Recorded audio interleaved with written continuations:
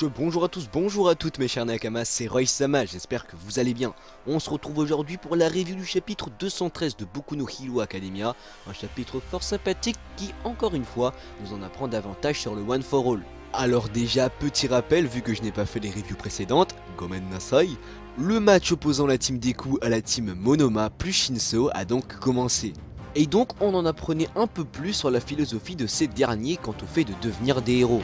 Possédant des alters qui nécessitent de tromper leur ennemi, ils doivent souvent adopter un caractère proche de celui des vilains, afin de pouvoir rivaliser avec ceux possédant des alters surpuissants. Et c'est une chose très intéressante je trouve, car là on va plus loin que ce qui nous était déjà montré. Pour Shinso, on avait déjà compris que c'était un bon gars au fond, mais Monoma je pouvais pas du tout le saquer. Je pensais qu'il n'avait rien d'un héros, et que par conséquent c'était une merde infâme. Mais faute de constater que non. S'ils font ça, c'est aussi et avant tout pour poursuivre leurs rêves, donc en soi, c'est quelque chose d'assez louable. Pour ce qui est de notre petit héros préféré, à savoir Deku, il s'était donc retrouvé face à Monoma, et au moment où il allait lasser un Smachi, et ben bam, un symbiote est sorti de son bras, ce qui lui fait perdre le contrôle, et il commence donc à attaquer tout ce qui bouge, même au Chako-chan. What the hell are you? We are Venom. Mais cette dernière, et surtout grâce à l'aide de Shinso, parvient à maîtriser Midoriya. Sauf que le fait que Deku ait perdu le contrôle et qu'à cause de Shinso il soit entre guillemets en transe, tout ça provoque l'apparition d'un des précédents détenteurs du One for All.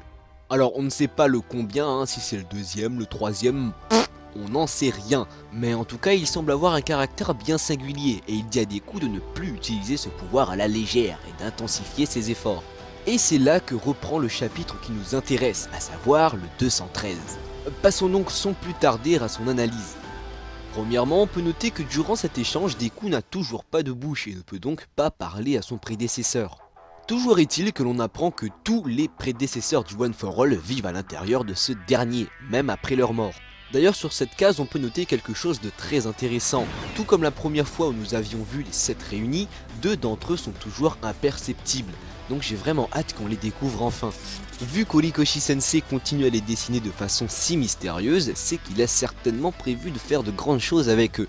Pour revenir à leur discussion, le chauve, on va l'appeler comme ça pour l'instant vu qu'il n'a pas de nom, révèle à Midoriya que le symbiote qu'il avait utilisé n'était autre que son alter. Et là ça me fait rager. Pourquoi? Car je voulais faire une théorie concernant les véritables limites du One for All.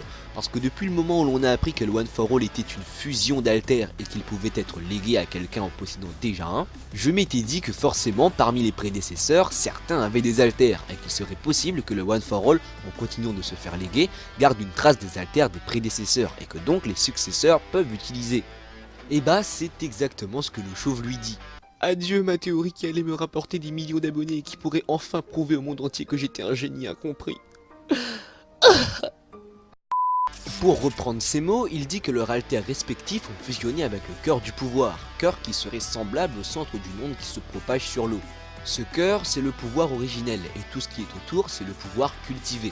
Alors dites-moi comment vous avez interprété ça. Personnellement, je dirais que le cœur, c'est le pouvoir entre guillemets de base du One for All, donc la légation et la super force, et que le pouvoir cultivé serait le pouvoir des autres prédécesseurs. Le chauve continue en disant qu'aujourd'hui le cœur s'est étendu, ce qui pour moi signifie qu'il a grossi et est parvenu à atteindre le pouvoir cultivé du chauve. Ce qui expliquerait pourquoi All Might n'a pas accès au pouvoir de ses prédécesseurs. Lui n'aurait jamais réussi à étendre le cœur et aurait donc pu uniquement utiliser le pouvoir de base.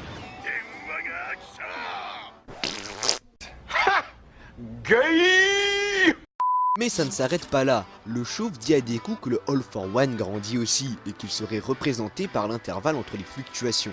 Et du coup, tout comme Deku, on se pose la question suivante. Mais quel a été l'élément déclencheur? Qu'est-ce qui fait que Deku ait réussi à étendre le cœur et pas All Might?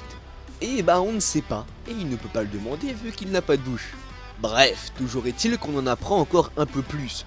Le chauve possédait donc l'alter Black Whip, donc fouet noir, et il semblerait que c'est un alter spécialisé dans la capture, donc parfaitement utile dans ce moment. Et on apprend aussi que le One for All marche aussi comme un amplificateur d'alter, dans le sens où, à l'heure actuelle, l'alter du chauve est beaucoup plus puissant que lorsque lui l'utilisait. Et dans un sens, je me dis que ça pourrait être extrêmement pété, et ce, même pour les alters que je qualifierais d'inutiles, Imaginez que la mère d'Izuku, qui je vous le rappelle pouvait attirer les petits objets, héritait du One for All. 4 générations plus tard, le successeur serait capable d'attirer des immeubles entiers. Donc un alter vraiment pété sur le long terme. Et le show finit en disant que l'alter répond en conséquence et que donc la rage doit être contrôlée, blablabla. Mais il dit surtout que Deku va maintenant manifester 6 alters différents et qu'il sera celui qui, entre guillemets, complétera le One for All. Pareil, dites-moi comment vous avez compris ça.